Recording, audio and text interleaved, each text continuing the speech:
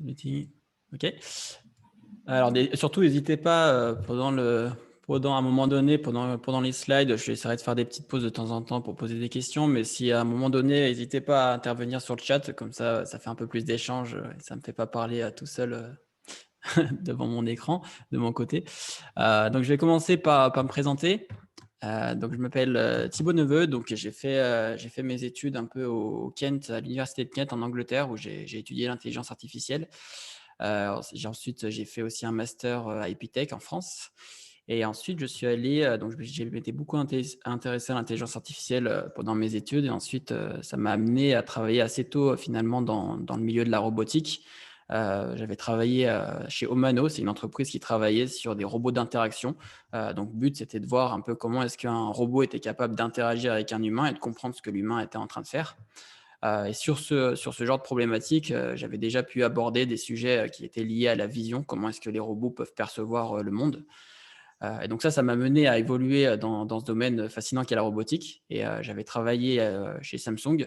J'ai travaillé ensuite après mes études chez Samsung en Californie où je travaillais dans l'équipe Think Tank Team. Donc c'était une équipe qui était dédiée à explorer des nouveaux produits possibles pour Samsung. Donc, c'était à réinventer des nouveaux produits à chaque fois sur un nouveau use case et ça pouvait contenir des projets de téléphone, des projets de téléphonie, des nouveaux écrans et aussi de la robotique.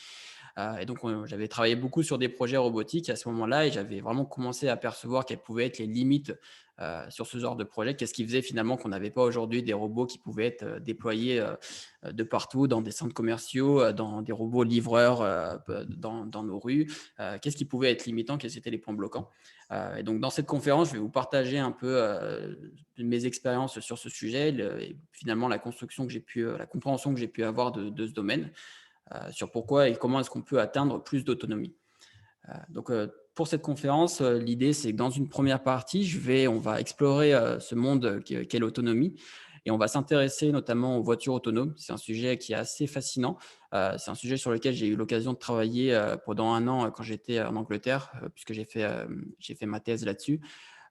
Du coup, ça m'a permis d'explorer assez profondément ce domaine, notamment aussi par le prisme de l'apprentissage par renforcement, qui est un domaine de l'intelligence artificielle, pour essayer d'apprendre à une voiture à rouler toute seule de manière autonome.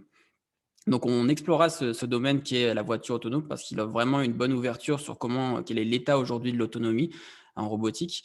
Et on essaiera de comprendre quels sont les points bloquants.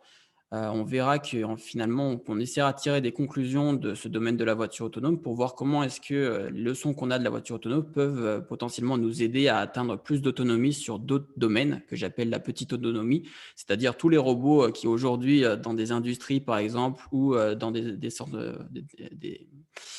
centres commerciaux ou bien dans des usines, ne peuvent pas aujourd'hui être complètement autonomes.